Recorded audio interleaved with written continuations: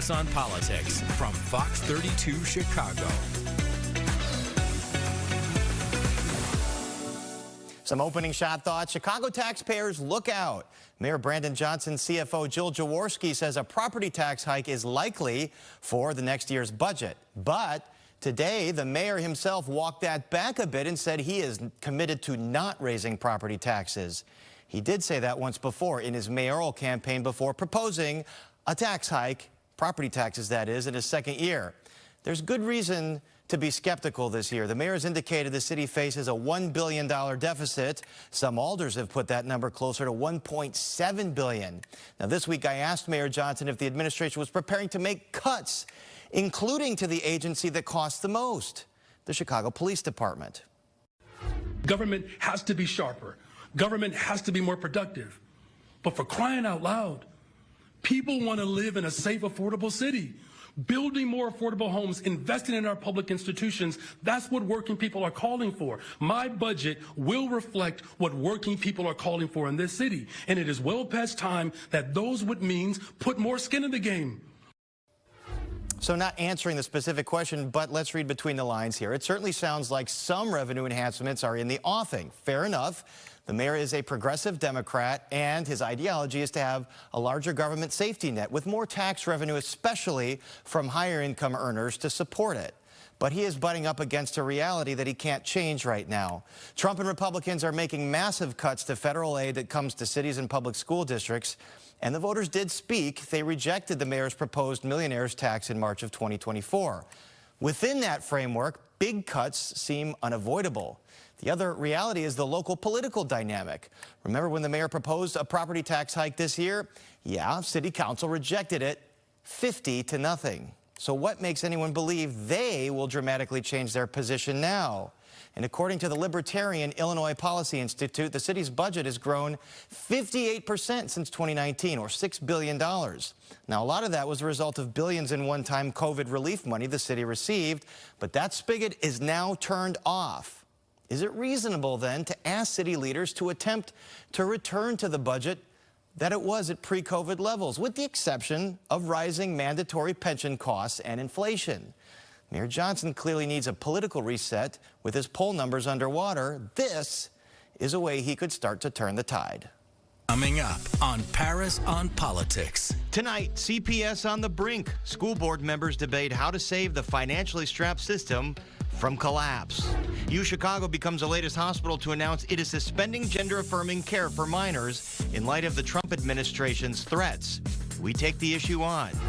And one stage, two men, no script. The legendary duo TJ and Dave take us behind the highs and lows of long-form improv as they hit the stage at the Goodman Theater. This is Paris on Politics from Fox 32 Chicago. And welcome to Paris on Politics. Chicago's public school system is on the brink.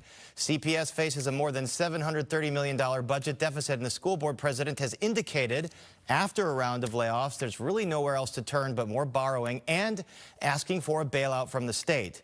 And joining us fresh off tonight's school board meeting are elected board members Aaron G2 Brown and Angel Gutierrez. Thanks, both of you, for being here. Yes, sir. Mr. Brown, the $730 million budget deficit, you have asked Springfield for more help. The board president has said we need to borrow more. Are those the only two options? I think at this point, because we have inherited this debt, that anything is on the table. We have to what should not be on the table is to continue to cut on the backs of primarily black and brown students. That's been culture in CPS, and that has to change. So for us, we actually don't think it's a bailout. We think that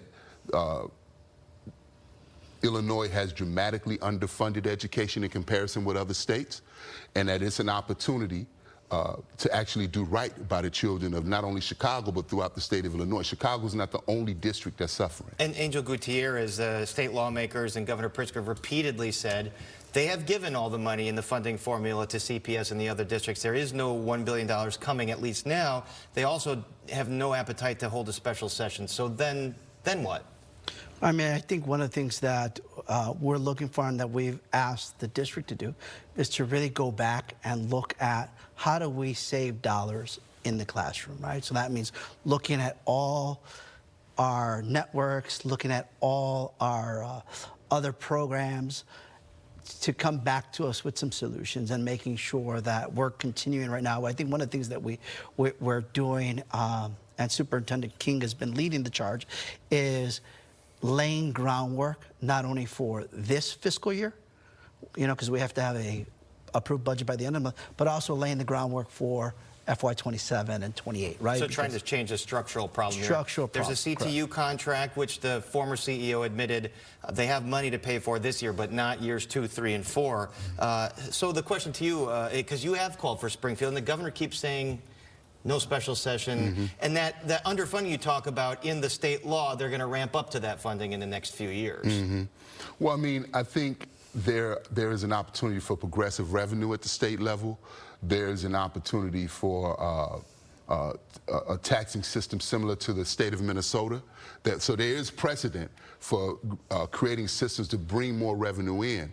I would also say that I think that there is an appetite in Springfield that there hasn't always been to actually get this piece right. Because remember, even though Chicago's a global city, for decades we were 49th in public education. So there's been movement, but we have to be leaders in this moment, because if we do not find the revenue to properly fund Chicago or Illinois schools, when these cuts hit from the federal government, it will be catastrophic for districts across the state. And for those of us in leadership, there's no talking points that can get us away from that. Angel Gutierrez, what are the Trump federal government cuts, the end of the Department of Education? What's that going to cost CPS? I mean, it is 15% of our budget. So I want you to think about that. So does the budget deficit right now include that? Correct. Okay. So we're talking almost $1.4 billion in the projected budget for next year. And so should anything change in Washington to affect that, to G2's point, right, that just adds more fuel to the fire here in terms of the cuts and in terms of the things that face us as a district. And again, we've inherited this, and part of what we've been trying to figure out is, you know, we need a little bit more runway so that we can continue to engage with our stakeholders. I think one of the nice things is, you know, we just finished these wonderful community series of budgets with the community. Budget hearings, community forums. Yep. And having people come to them and listening to them, making them part of that process. And the one thing I think that we heard over and over was to make sure that we did everything in our power to preserve cuts from the classroom, right? And I think we all agree that we want more revenue in the classroom, and so we need to figure out those other pieces. You know, the issue of borrowing was so contentious that the previous school board resigned. It was a huge sticking point between the mayor and the school CEO. Can the district afford more borrowing when it's really in a lot of debt and it's going to pay high rates? Well, to be candid, that is not our first choice. But I also think that we have to set precedent by saying we will not cut to the classrooms of children who have been historically marginalized. We will not say that that's palatable. For us, that's not palatable to say this child is gonna lose their special ed teacher, or these teacher aides are gonna have to lose their jobs on the south and the west sides of Chicago. So I think for us, we have to say that if that is an option, we have to tie a tourniquet in the wound, and then we have to heal the wound. Heal the wound is looking for long-term funding, changing the infrastructure, finding additional revenue, and I believe it's doable. It's doable because I think there's an appetite for it, and the call for a special session is not just a call from people in Chicago. I've been talking to school board members across the state, and there's unity around this, right? So this might be a more successful strategy to bring all the state's public school districts together, not just Chicago. Yeah, it can't be just Chicago. No. I think if we go down, and we've seen that, if Chicago goes down, no one else wants to help Chicago. But if you start to form a large coalition of other stakeholders who have a fight in education, you bring them along, and then maybe you start to build consensus And downstate. lawmakers represent all areas of the state, so maybe they'll listen. Okay, Aaron G2 Brown, Angel Gutierrez from the Chicago Board of Education, thanks for joining me. Thanks a lot, man. Appreciate it. Appreciate you. Good to see you. We'll keep following this. And when we come back to debate over gender-affirming care for minors as major local hospitals drop their programs in response to threats from Trump.